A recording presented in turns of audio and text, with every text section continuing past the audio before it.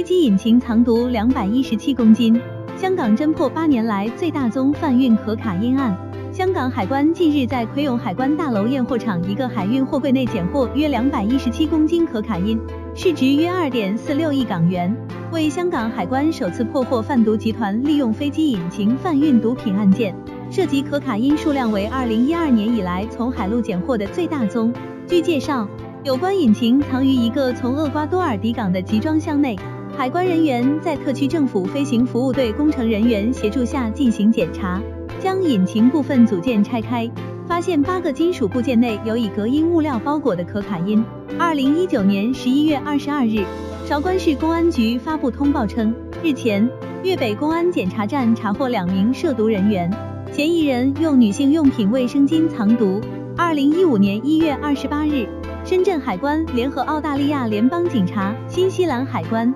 香港海关3国4方开展代号为“正义02”的大规模缉毒行动，摧毁一个利用海上货运和快件渠道跨国走私毒品团伙，共查获伪装成鹅卵石的冰毒262公斤，抓获涉案人员6名。